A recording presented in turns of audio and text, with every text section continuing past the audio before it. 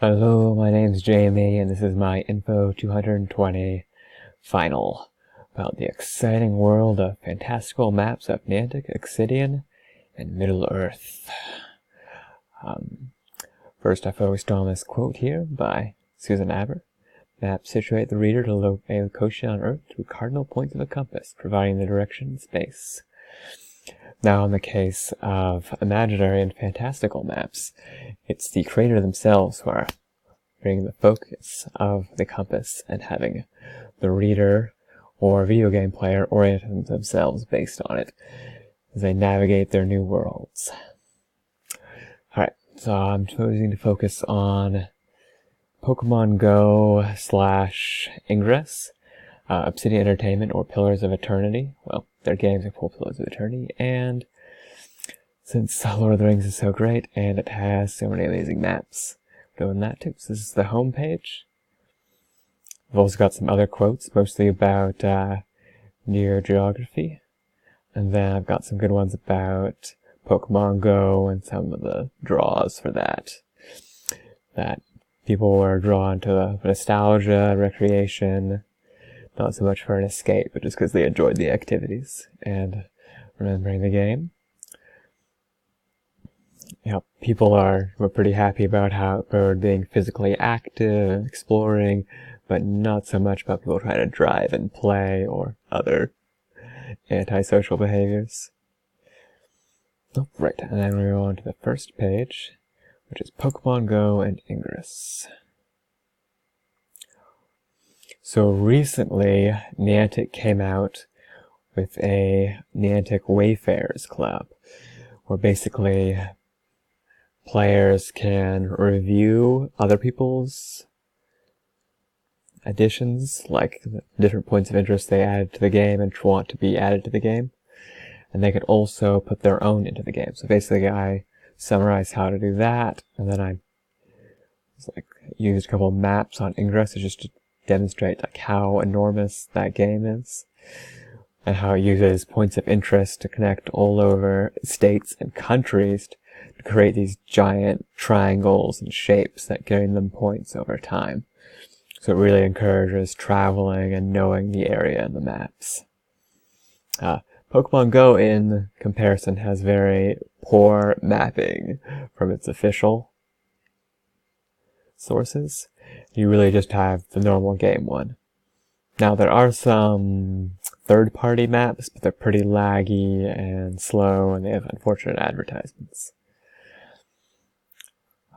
But for this new submission and entries, they have to be of historical importance or some other enticing, interesting location. So to do that, I found a nice historical collection of maps and other locations at the Stanford Map Library collection. They've got a whole bunch of them for different areas in the Bay Area that could be useful for finding good points of interest. Alright, the next one is for Obsidian Entertainment, who made one of my recent favorite games, Pillars of Eternity. The first game has this kind of map here where you just move from one location to the other slowly as you go, and then they go into a larger map and you explore it there. Now the second game had a map with basically free movement. You're the captain of a ship and you sail around all these different islands and explore them when you get there. It rewards you with XP for opening new areas, which really encourages exploration and taking risks. You don't actually get XP from killing things, you get them from finding new things and solving issues. Now here's an example of one of their maps that's just an area. It just got some information here about what lives there, the religion, the import, the exports, population. Then there's a couple areas that you move into and zoom in with larger maps. Alright, I paired that one with the Japanese imperial maps, as the game has a big focus on colonization and imperial expansion. Okay, and then for the third one, it shows to focus on the glorious world of J.R. Tolkien's Middle-earth and The Lord of the Rings. There's this really amazing interactive fan-made map online was started by this Emil Johansson. And basically, you can click on these points on the map, and it'll tell you like what happened, the time periods, all this other information about that. Is just really cool. I would like to see more map librarians do that kind of interactive experience.